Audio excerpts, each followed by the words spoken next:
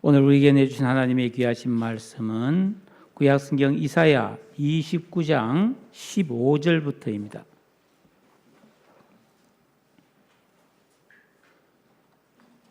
이사야서 29장 15절부터 24절까지 한 절씩 교독하도록 하겠습니다. 자기의 계획을 여호와께 깊이 숨기려 하는 자들은 화 있을진저 그들의 일을 어두운 데서 행하며 이르기를 누가 우리를 보랴 누가 우리를 알랴 하니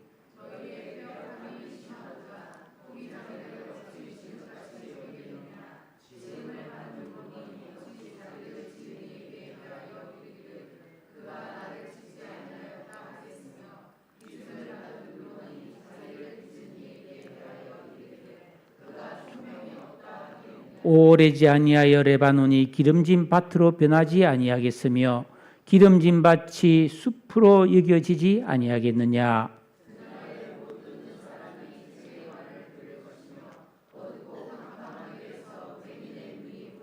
겸손한 자에게 여호와로 말미암아 기쁨이 더하겠고 사람 중 가난한 자가 이스라엘의 거룩하신 이로 말미암아 즐거워하리니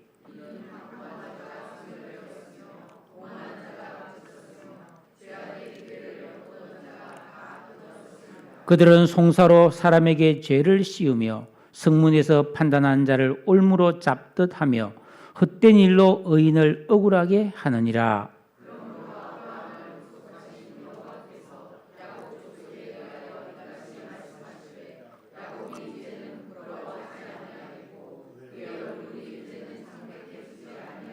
그의 자손은 내 손이 그 가운데서 행한 것을 볼 때에 내 이름을 거룩하다 하며 야곱의 거룩한 일을 거룩하다 하며 이스라엘의 하나님을 경외할 것이며 마음이 혼미하던 자들도 총명하게 되며 원망하던 자들도 교훈을 받으리라 하셨느니라. 아멘. 기쁨과 즐거움은 어디서 오나? 이런 주제로 말씀 전하도록 하겠습니다. 내 주변에 많은 사람들이 있죠. 그 중에 어떤 사람이 저 사람은 말만 하면 다 거짓말이야. 이렇게 거짓말쟁이라고 소문난 그런 사람이 있다면 여러분은 그 사람을 어떻게 대접하겠습니까? 가까이 하지 않겠죠. 사도 바울이 기록한 신약 성경 디도서 1장 12절에 보면은 그레데인들은 항상 거짓말쟁이며 악한 짐승이며 배만 위하는 게으름뱅이다. 그 당시에 널리 이렇게 사람들이 알고 있던 그런 이야기였어요. 지금 뭐 세계적으로 우리나라도 그렇지만은 뭐 오디세이라는 영화가 있잖아요. 그 이제 율리시즈라는 그 이제 인물이 고향 이타카의 왕인데 멀리 원정을 떠났다가 집으로 10년 만에 돌아오는데 거기에 이 그레데라는 지음이 나와요. 이 율리시즈가 고향 천신만고 끝에 고향 이타카에 왔는데 자기 신분을 숨기기 위해서 이 그레데에서 왔다고 크레타 섬이거든요. 나 크레타 섬에서 온 사람이라고 이렇게 자기를 속이면 그런 실제로 존재하는 지명이에요. 그런데 그 그레데 사람들은 거의 대부분이 다 거짓말을 참 잘하고 못된 짐승이다. 이 어떤 사람이 그래요? 저 사람 짐승인데 아주 악한 짐승과 같대. 사람답지 않은 모습이 있다는 거 아니겠어요? 그리고 일은 싫어하고 먹기만 좋아했다. 이 얼마나 모욕적이고 안 좋은 평가입니까?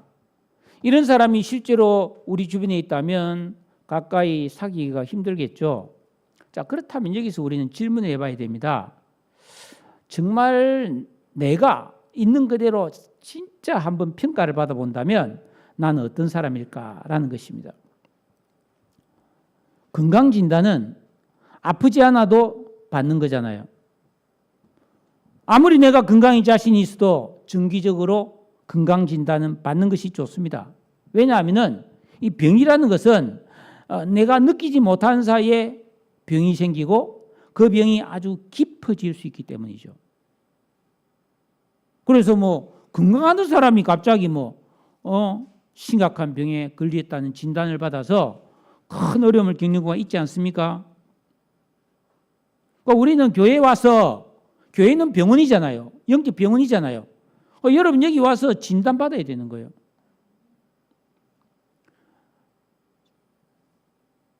제가 진단하는 건 아닙니다. 말씀이 여러분을 진단하는 건데, 대부분의 사람들은 자신의 죄와 허물을 잘 몰라요.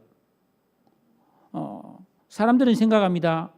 내가 완전하지는 못해도 그래도 내가 욕을 먹을 정도로 그렇게 나쁜 사람은 아니야. 그렇게 생각합니다.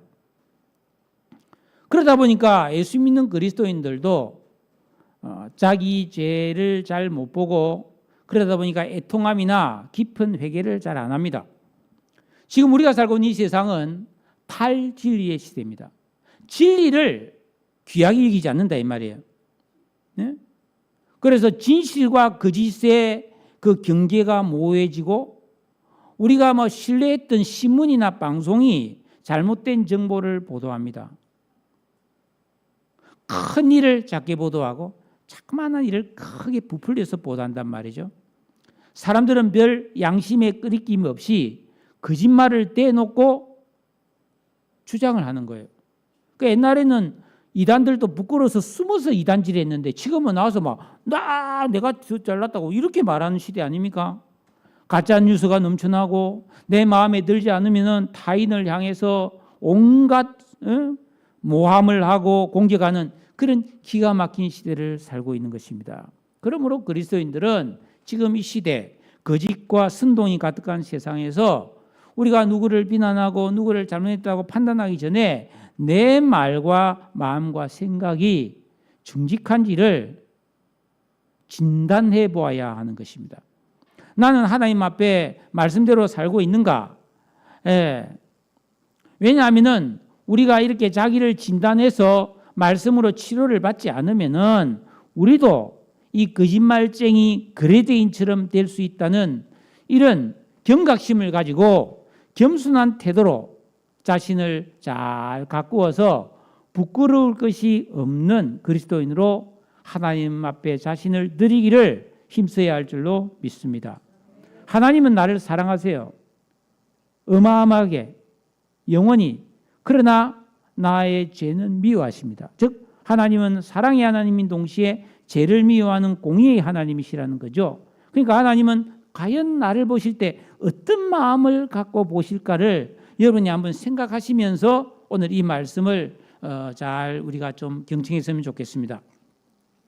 요즘 매일 성경을 가지고 이사야서를 묵상하는데, 지난 수요일 아침에 이 말씀을 읽는데 제 가슴을 두드리는 게 있었어요.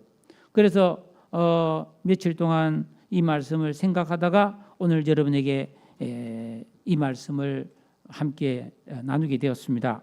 근데 오늘 이 본문을 잘 이해하려면 15절 앞에 있는 1절부터 14절의 내용을 이해를 해야 오늘 이 말씀을 더 명확하게 깨달을 수가 있습니다. 29장 1절 앞부분에 보면 슬프다라는 말로 시작합니다.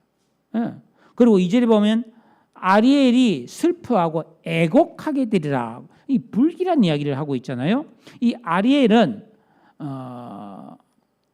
하나님이 사랑하시는 그 이스라엘의 서울 예루살렘을 가리키는 말입니다.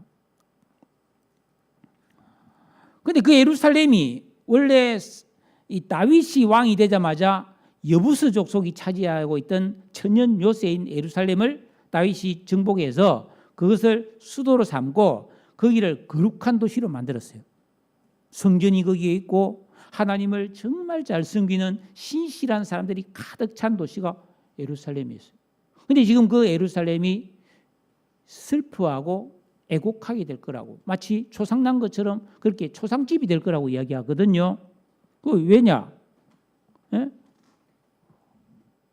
해마다 거기에 유월절이라든지 아니면 오순절이나 초막절 같은 명절이 오면은 전국 방방곡곡에서 믿음 좋은 사람들이 예루살렘에 와서 하나님을 찬양하고 예배하고 막 그랬던 곳이다 말이에요. 그런데 명절은 여전히 똑같이 돌아온단 말이에요. 그런데 분위기는 완전히 달라졌다는 거예요. 13절에 보면은 이 백성이 입으로는 나를 가까이하며 입술로는 나를 공경하나 그들의 마음은 내게서 멀리 떠났다. 그러니까 진정한 믿음은 온데간데였고 습관적이고 형식적인 신앙만 남았다는 것입니다. 선지자가 아무리 여러분 이건 아니에요, 이러지 마세요, 회개하세요 했지만 들은 척도 안 했어요. 그래서 하나님은 야, 타일러도 안 듣네 해서 사랑하지만 저대로 놔두면 망하니까 회초리로 징계를 하시는 거예요. 그래서 저 북방에 있는 아수르라고 하는 강하고 잔인한 그런 민족을 하나님께서 통해서 이스라엘을 공격하게 만듭니다. 진노의 막대기죠. 징벌입니다. 징벌. 그래서 3절에 보면 내가 너를 사면으로 둘러 진을 치고 너를 에워 대를 쌓아 너를 치겠다. 하나님이 말해요. 내가 친다는 거예요. 아수르가 공격하는데 이건 내가 너희들을 혼내는 거야. 여러분, 믿는 자가, 예수 믿고 구원받은 자가 죄를 범하고 회개하지 않을 때 하나님의 징계가 있다는 것을 보여주는 것이죠. 근데 그 징계가 당하는 사람 편에서는 너무 아프고 힘든 거예요. 여러분, 우리가 어릴 때 자녀를 양육할 때 말 안 들으면은 손바닥 펴, 손 들고 있어 하면서 때리는데 부모가 막 있는 힘을 다해서 막 죽도록 패는 부모가 어디 있겠어요? 힘 조절해가지고 얘가 겁을 먹고 나쁜 짓을 안 하고 용서를 빌 수 있을 만큼 때리잖아요. 그런데 많은 애 입장에서 보면 이게 서럽고 힘든 거예요. 너무너무 아프고 너무너무 괴로운 거예요. 그래서 울면서 막 안 할게요 막 그러잖아요. 하나님은 이스라엘 백성들을 지금 살살 다루면서 조금 혼내는데 이스라엘 백성들은 이게 죽도록 괴로운 거예요. 그래서 4절에 보면 낮아져서 땅에서 말하며 말소리가 낮이기 티끌에서 찌끄릴 정도. 그러니까 큰 소리도 못 내고 끙끙 앓으면서 다 드러누워서 슬퍼하고 괴로워한다 이 말이에요. 그 징계가 무섭죠. 그런데 5절에 보면은 갑자기 그럴지라도 하면서 상황이 확 바뀝니다. 왜냐하면은 하나님께서 아수르 보고 야 아수르야 저 이스라엘을 공격해. 내가 저 혼 좀 내야 되겠다. 말을 안 듣는다. 이랬는데 아수르가 너무 지나치게 이스라엘 백성들을 잔인하게 무자비하게 죽이고 학대를 해버렸어요.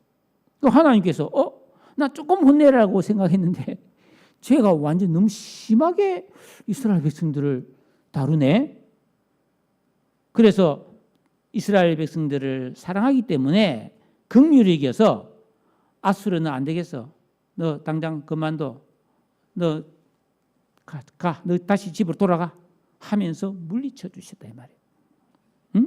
5절에 보면 너의 대적의 무리는 세미한 티끌 같겠고 강포한 자의 무리는 날려가는 기어 같으리니 그 일이 순식간에 갑자기 일어날 것이다. 즉 이스라엘 백성들은 이거 아수르가 쳐들어왔네. 우리보다 훨씬 힘이 세네. 이제 우리는 망했다. 우리는 다 죽었다. 그러고 있어요.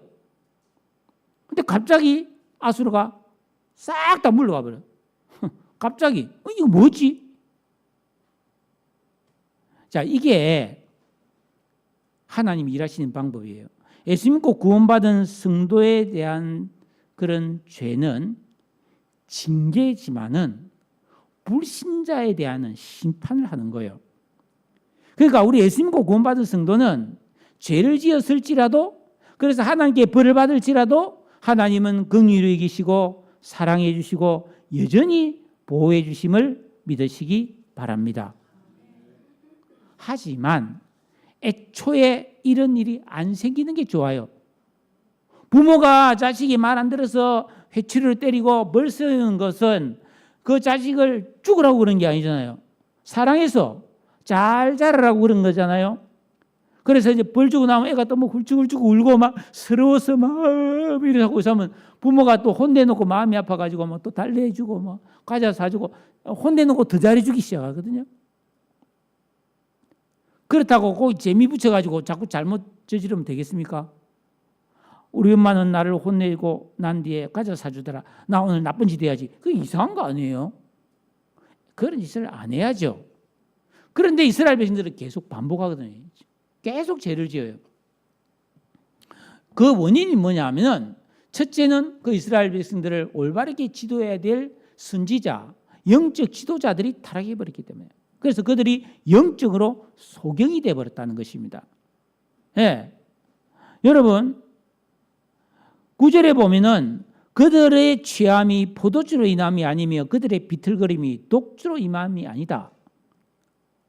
여러분, 사람이 술에 취하면은 제정신이 아니죠. 술에 완전 취하면은 막 헛소리도 하고 막 욕도 하고 막 싸움도 하고 막 아무데나 들어누워 자기도 하고 막 뭘 집어 던지고 부수고 막 욕도 하고 막 이상한 사람이 이상한 사람 되어버립니다. 술 취하면 제정신이 아닌 거죠. 그런데 술이 안 취했는데도 이상한 짓을 하고 제정신이 아닌 것처럼 함부로 말하고 행동하는 사람들이 많다 이 말이에요. 그거는 뭐냐?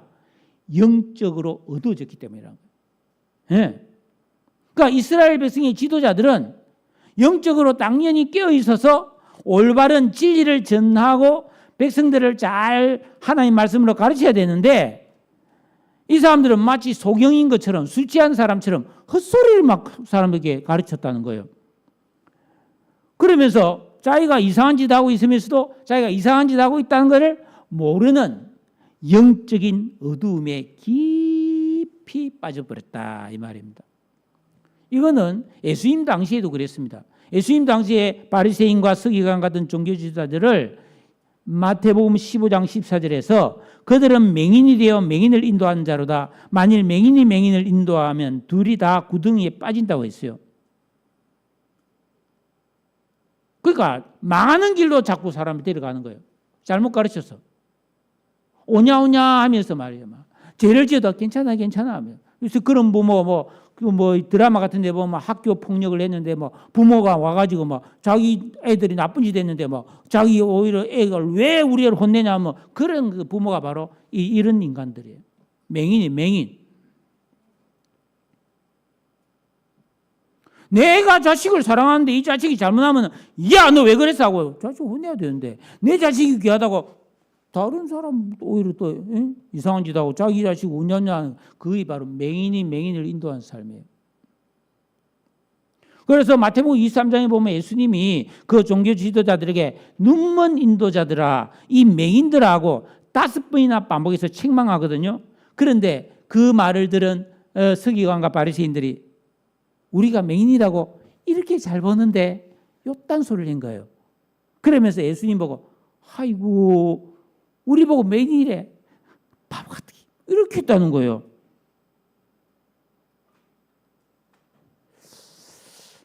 여러분은 자기를 진단하십시오.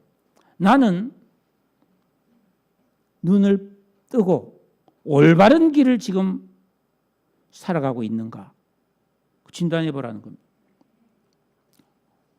이스라엘에 왕이 세워졌을 때 이스라엘의 1대 왕이 사울이고 2대 왕이 다윗이었습니다.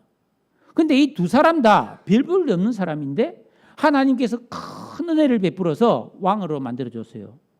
사울도 별 볼 없는 베냐민 지파 저 시골에 그냥 양이나 치고 뭐 잃어버린 염소 찾고 뭐 그런 사람인데 왕이 됐고, 다윗도 막내 아들로서 들에서 양이나 치던 그런 목동이었어요. 근데 한 왕이 됐잖아요.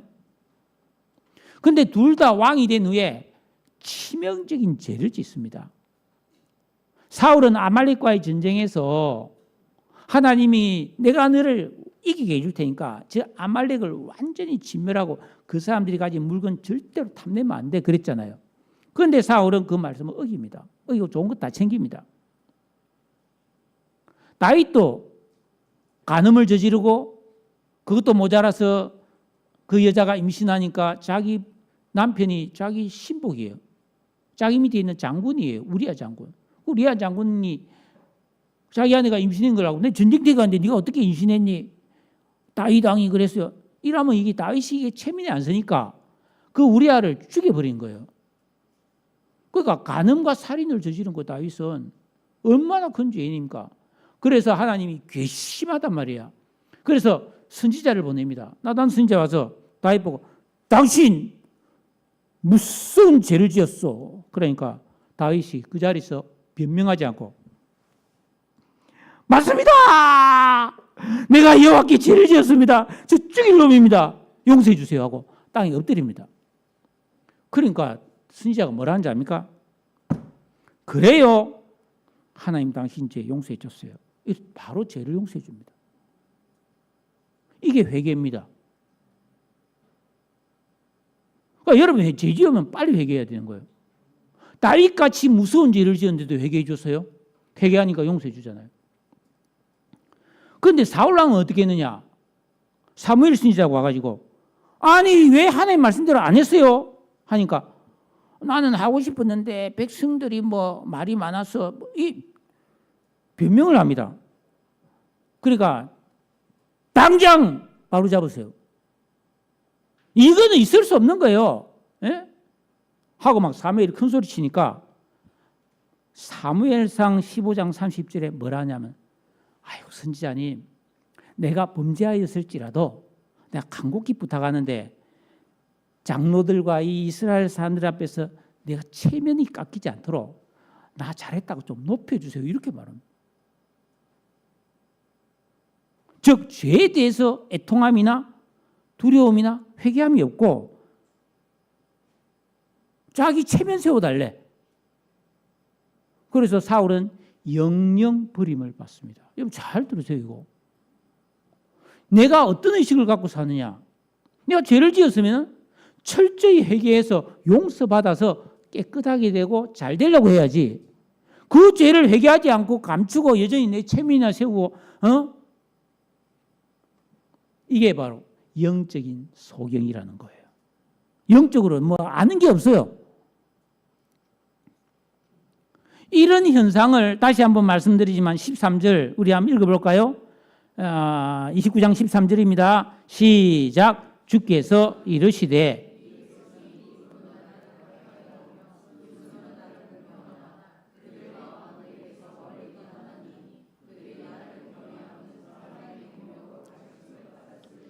신앙생활을 하지 않은 것이 아니에요. 그들의 마음이 문제였다는 것입니다.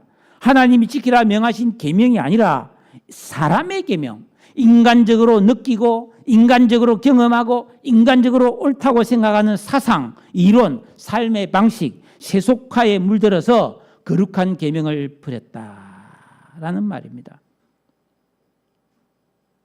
그러니까 하나님 말씀대로 산 게 아니라 자기가 생각하기에 이게 좋은 길이고 이게 내한테 유리한 길이야 하는 그런 삶을 좋아했다 이 말이에요. 요새 뭐 AI 같은 거 보면요. 무슨 질문을 해도 나보고 그래요, 맞아요, 잘했어요 하고 나한테 아부 뜹니다. 속으면 안 돼요. 사도 바울은 자기가 예수 믿기 전에는 자신은 율법의 의로 흠이 없는 사람이라고 자부했던 사람이에요. 자기는 완벽하게 살았다고 모든 계명을 지켰다고 이렇게 자신했어요. 그런데 예수를 딱 믿고 나서 계명을 올바르게 우리 교회에서 이렇게 해석해 주는 것처럼 계명을 딱 해석해 보니까 자기가 완전히 죄인 중에 괴수라는 것을 알게 됐어요. 자기 흠이 없다고 생각했는데 자기 완벽하다고 생각했거든요. 자기를. 근데 알고 보니까 자기가 진짜 나쁜 놈이라는 걸 알게 된 거예요. 그러면서 이제 10번째 계명인 탐심이라는 게 내 이웃의 것을 탐내지 마라 했는데 사실은 자기 속에 온갖 탐욕이 가득했다는 거예요. 욕심도 많고 막 도둑질하고 싶은 사람도 많이 생기고 막 갖고 싶은 것도 많이 있고 뭐 행동을 안 했을 뿐이지 마음속은 막 엉망진창이었다는 것이죠. 그래서 로마서 7장 21절에 보면 오호라 나는 곤고한 사람이로다. 내가 실제로 도둑질하고 싶은 마음은 없어. 근데 마음속에 저거 도둑질했으면 좋겠다 이런 마음이 생긴다는 거예요.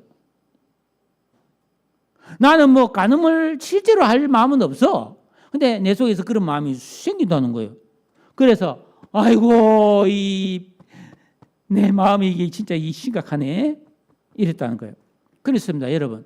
아담 안에 있는 옛사람의 악한 의식지각 인격 감성을 가진 인간은 절대로 자기 마음의 죄를 해결하지 못해요. 나쁜 생각이 드는 것을 어떻게 막을 수가 없어요.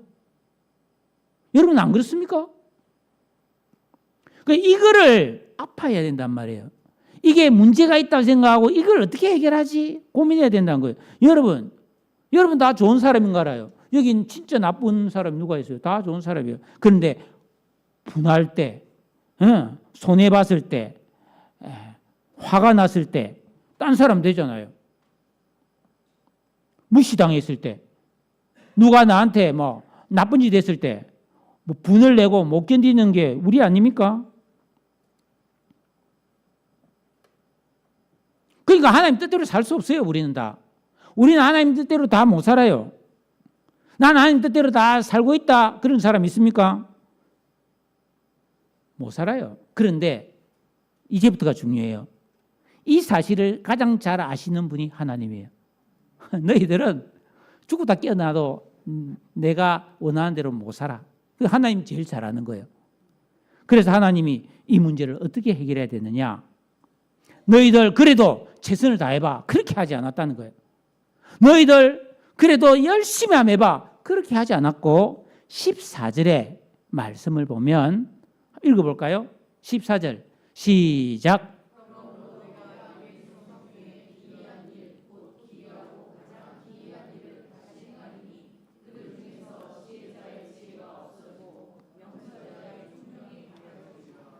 사람한테 뭐 좋은 방법 찾아내봐라. 너희들이 뭐 하여튼 최선을 다해봐라. 이거 안 되기 때문에 하나님께서 그 마음이 하나님께서 이미 떠나서 가망이 없는 죄인을 구원하는 방법을 기이하고도 놀라운 이 완전히 꿈에도 인간이 생각하지 못할 신비한 방법으로 사람들을 구원해 주겠다는 거예요.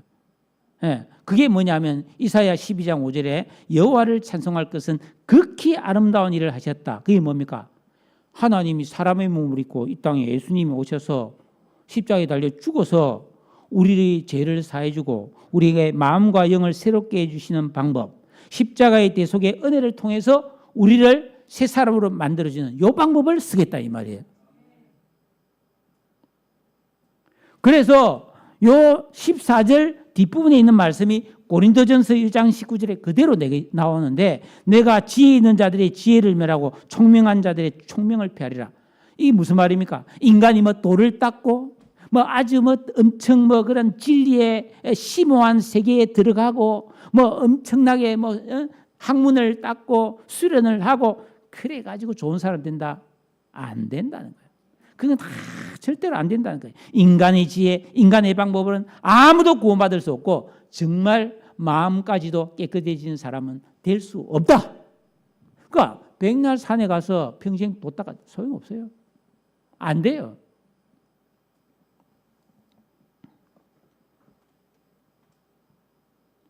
하나님을 마음과 영으로 경외할 수 있는 사람은 아무도 없어요. 노력으로. 그러니까 자기를 의지하면 반드시 망한다. 정말 하나님 말씀대로 안 살고 자기가 나름대로 내가 그래도 최선을 다하면 어떻게 잘 되겠지. 내가 좋은 사람 되겠지. 천만의 말씀 없어요. 여러분이 누군가를 볼 때 야, 저 사람만큼은 내가 믿을 수 있다. 아이고, 그거는 성경을 모르는 사람이 하는 이야기예요. 진정한 믿음은 자기를 부인하고 오직 예수 그리스도의 십자가의 사랑과 대속의 은혜를 믿고 겸손히 순종하는 길 외에는 없음을 믿으시기 바랍니다. 그러나 이스라엘의 지도자들과 백성들은 이렇게 선지자가 봐, 너희들은 절대로 안 돼. 너희들 하나님의 마음 떠났어. 너희들은 절대로 하나님이 용서해주고 사랑해주도 너희들은 안 변해. 그러니까 장차 오실 예수를 믿어야 돼 하고 선지자가 가르쳐줬어. 그런데 깨닫지 못한 거예요. 그게 뭐지? 이렇게 그러면서 여전히 자기들의 경험, 자기들의 지식, 자기들의 방법 이걸 고집하며 살았다는 거예요. 그래서 오늘 15절에 보면 화 있을진저 이렇게 말하는 거예요. 하나님 말씀대로 안 살고 자기 생각대로 자꾸만 살려고 하는 사람은 반드시 저주받는다 이 말입니다. 그러면서 자기 계획을 여호와께 깊이 숨기려 하는 자들은 화 있을진저. 뭡니까? 사람들의 생각은 전부 다 악한 생각일 뿐이에요. 타락이에요. 그런데 그 생각대로 자꾸 살려고 한다는 것입니다. 좋은 방법이 아니에요.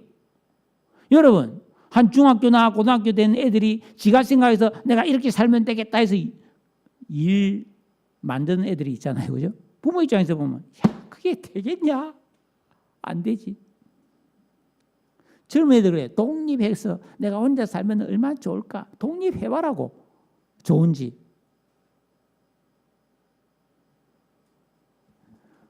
비누도 지가 사야 되고 치약도 지가 사야 되고 칫솔도 수시로 바꿔 사야 되는데 그게 얼마나 힘든 일인지 모르는 거야. 집에 있으면 다 있는데. 그죠? 애들 뭘 몰라요. 자, 하나님께서 이스라엘 백성들이 하도 죄를 지으니까 혼내야 되겠다 해서 아수르를 침공시키다 그랬잖아요. 그러니까 이스라엘 백성들이 아수르가 침략해 올 것 같다. 이런 사실을 알게 된 거예요. 큰일 났다 이제 우리. 아수르가 침공하면 이제 전쟁이 나니까 이제 우리 다 죽었다 이제. 아수르가 너무 강하니까 이제 우리 어떡하지? 어떻게 하지? 그래서 머리 굴리고 도움 줄 사람을 찾아가고 막 온갖 방법을 다 궁리하는데 하나님께는 기도를 안 하는 거예요. 그래서 스스로 깨를 내면서 인간적인 해결책을 막 찾아내고 좋은 방법을 찾아낸 거야. 그게 뭐냐? 애굽에 가서 도움을 구하자. 이게 좋은 방법이에요. 왜냐? 애굽도 강한 나라니까.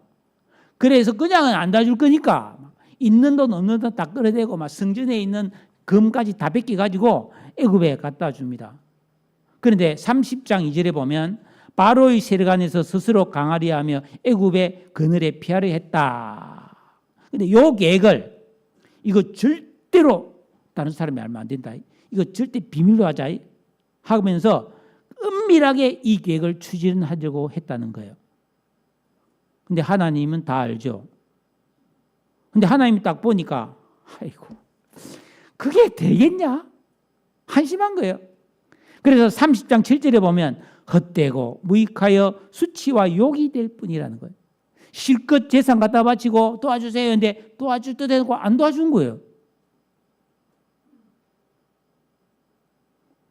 그럼 뭔 짓이에요 그거? 완전 바보지.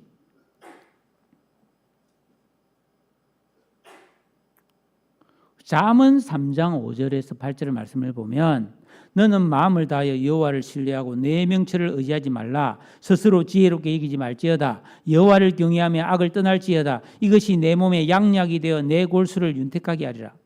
그러니까 그리스도인, 예수 믿고 구원받은 그리스도인은 이 세상을 살아갈 때 독야청청한 사람이 아니에요. 나 잘났다 하고 사는 삶이 아니라는 겁니다. 모든 일에 하나님을 의식하고 의지하며 때를 따라 도우시는 하나님의 은혜와 지혜와 능력을 힘입고 하나님의 인도를 받아 사는 삶이 되어야 한다 이 말이에요. 그럴 때 기이한 일이 일어난다는 거예요.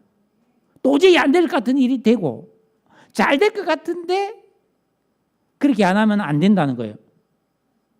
그리고 정말로 내가 하나님의 말씀대로 살면 이상한 일이 벌어진다는 거예요. 거룩해지고 평안이 오고 원기왕성해지고 복을 받는다는 것입니다. 이거 한번 봐보세요. 여호와를 경외하여 악을 떠나고 네가 지혜롭다고 생각하지 말라는 거예요. 그러면 그것이 네 몸에 양약, 보약이 된다는 거예요. 여러분 오늘날 우리나라 사람들이 얼마나 돈이 많아지니까 보약을 많이 먹습니까? 영양제를 많이 먹는다는 거예요. 저는 어릴 때 이제 제 생각에 초등학교 다닐 때 에비오제라는 영양제가 있었어요. 약간 느글느글한 거죠? 알약. 그게 뭔지도 모르는데 지금 생각하니까 뭐 단백질, 비타민 뭐 비슷한 거였던 것 같아요. 내 생각 또 미숫가루 그냥 로 만든 같은 느낌. 근데 지금은요 영양제가 너무 많잖아요.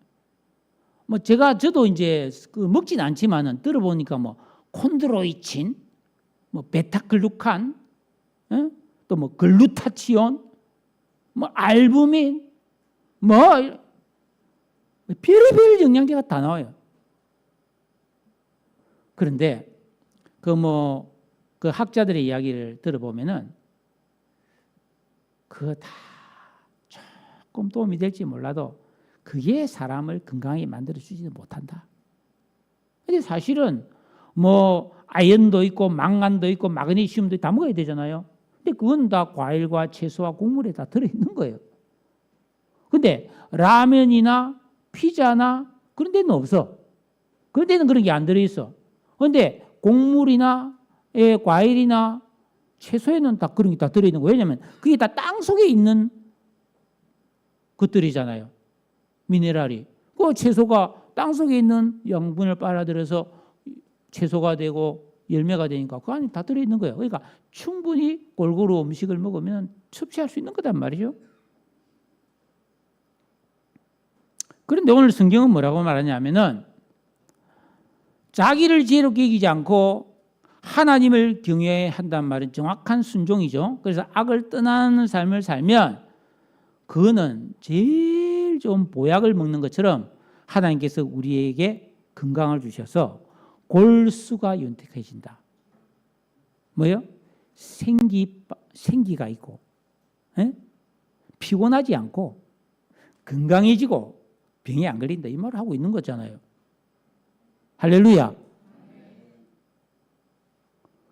그러니까 자꾸 영양제 막 한 주먹씩 먹는 그런 삶보다는 적당히 잘 골라서 먹고 더 중요한 것은 올바른 믿음으로 사는 게 훨씬 건강해지는 것을 믿으시기를 바랍니다. 그런데 자기를 믿고 스스로 깨를 내고 막 세상에 좋은 거 다 찾아먹고 알아서 잘 살고자 하는 삶은 영적으로 보면 타락이라는 것입니다. 이것은 마치 16절에 토기장이를 진흙 취급하는 것과 같다는 거예요. 나는 토기고 하나님은 토기장인데 하나님이 나를 만들었는데 자기가 더 똑똑하대. 그와 마찬가지라는 거예요. 그러니까 하나님보다 자기가 더 잘났다고 생각하는 불경한 거예요.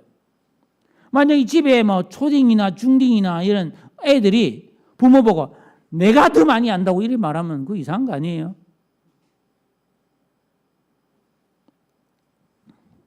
지금 믿음이 없는 이스라엘 백성들이 그리고 지도자들이 전혀 모르는 사실이 있습니다. 아수르가 지금 공격해 올 거라는 건 알아요. 그래서 막 많은 생각을 하고 고민을 하고 막 어떻게 하지 하는데 하나님께서 곧 금방 구원해 줄 거라는 건 모르고 있는 거예요. 이게 문제라는 거예요. 그래서 하나님이 답답하니까 17절에서 뭐라고 하냐면은 오래지 아니하여 레바논이 기름진 밭으로 변하지 않겠느냐. 또 기름진 밭이 숲으로 여기지 않겠느냐.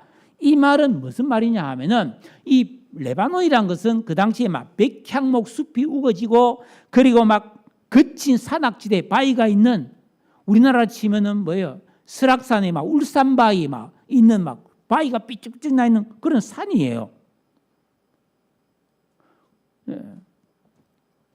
그런데 여기 보면 기름진 밭이라고 되어 있죠. 그러니까 사람들이 볼 때 그런 레바논이라고 하는 산악지대는 절대로 농사를 지을 수 없는 땅이라는 거예요. 그런데 하나님께서 마음 먹으면 우리 설악산 울산바위 같은 그 위에 기름진 논이 생기고 밭이 생길 수 있다 이 말이에요. 할렐루야. 반대로 지금 막 비옥하고 막 농사 잘 되고 막 과일 잘 열리고 하는 아주 기름진 땅을 자랑하지만은 그것이 사람 손이 닿지 않는 불모지로 변할 수 있다는 거예요. 즉 강남, 뭐 테헤란로하고 막 강남역, 서초역, 뭐 삼성역 얼마나 번화가입니까? 그게 저 서해안의 갯벌처럼 바지락 캐고 뭐 또 뭡니까? 꼬막 나오고 뭐 뻘락지 잡는 그런 갯벌처럼 하루아침에 바뀔 수 있다 이 말이에요. 강남이 그런 갯벌이 된다 이 말이 되겠습니까?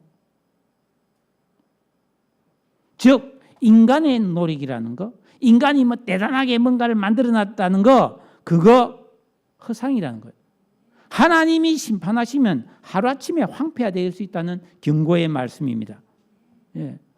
과연 누가 이 말씀을 듣고 어휴 정말 그럴 수 있겠네 하고 지혜와 분별을 가지고 하나님을 의지할 것인가?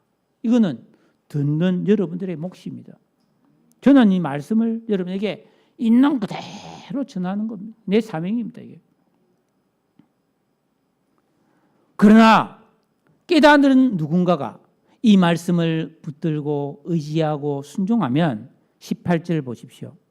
그날에 못 듣는 사람이 책의 말을 들을 것이며 어둡고 캄캄한 데에서 맹인의 눈이 볼 것이다. 그날은 그 14절에 하나님께서 기이한 일을 행하시는 날이에요. 장차 예수님이 오셔서 복음이 전파되면 이방인들이 진리의 말씀을 듣게 되고 소망이 없던 영적 맹인들이 진리의 말씀을 깨달아 영안이 열리고 구원의 기쁨을 누리게 된다는 겁니다. 여러분, 눈이 뜬 사람도 캄캄하고 어두운 곳에 못 보는데 맹인이 캄캄한 거 어두운 데서도 훤히 안다는 거예요. 이 말은 영안이 열렸다 이 말이죠. 우리 그리스도인들은 영안이 열려야 되는 거예요. 그래야 믿지 않은 사람과 다른 점이죠. 그래서 우리는 다른 사람이 몰라도 이렇구나 하고 분별이 돼야 되는 거예요. 19절에 겸손한 자에게 여호와로 말미암아 기쁨이 더하겠고 사람 중에 가난한 자가 이스라엘의 거룩하신 이로 말미암아 즐거워한다. 그러니까 자기를 믿고 세상 것을 의지하는 교만한 자가 아니라 마음이 가난하고 겸손한 자들이 참된 구원의 즐거움을 누리게 된다는 것입니다. 즉 우리의 진정한 기쁨과 즐거움은 하나님께로부터 오는 것을 믿으시기 바랍니다. 우리가 좋은 데 많이 가고 맛있는 거 많이 먹으러 다니고 막 좋은 물건 사가지고 막 잘 사용하고 그걸로 인해 생기는 기쁨이란 것은 너무나 단순한 기쁨입니다. 그리고 그건 금방 사라지는 거예요. 그러나 진정한 기쁨, 마치 샘물이 퐁퐁퐁퐁퐁 솟아 가뭄이 들어도 막 그냥 샘물이 계속 솟아오르고 막 물맛 좋다. 이 샘물은 어떻게 이 물이 차고 한여름에도 이렇게 물이 시원하고 물맛이 좋냐 하는 그런 샘처럼 기쁨과 즐거움이 우리 속에서 샘솟게 되는 그 비결은 하나님의 은혜밖에 없는 줄로 믿습니다. 그러나 영이 어두워지면 이 세상을 즐거움과 기쁨의 대상으로 삼고 하나님을 이용하려고 하는 거예요. 성 어거스틴이 그랬잖아요. 이 세상에 있는 것들은 다 이용 대상이라는 거예요. 그냥 사용할 뿐이에요. 모든 걸 그냥 사용할 뿐이에요. 그런데 하나님은 우리의 기쁨과 즐거움의 대상이다. 그러니까 하나님만이 진짜 기쁨이 된다는 것을 사람들은 이해 못하죠. 아이고 하나님 재미없고 아이고 세상이 더 재미있다고 생각해요. 예배드리고 이런 것보다 카페에 앉아서 노닥거리는 게 훨씬 재미있다고 생각하는 그런 의식으로는 참된 기쁨을 못 누립니다. 저도 카페 가는 거 이제 잘 가요. 자주 가요. 진짜 안 갔는데 요즘은 가끔 가요. 가서 친한 사람 만나서 맛있는 거 먹고 차 마시는 거 너무 재밌죠. 그러나 그런 거하고 하나님이 주시는 은혜와 복하고는 다른 거잖아요.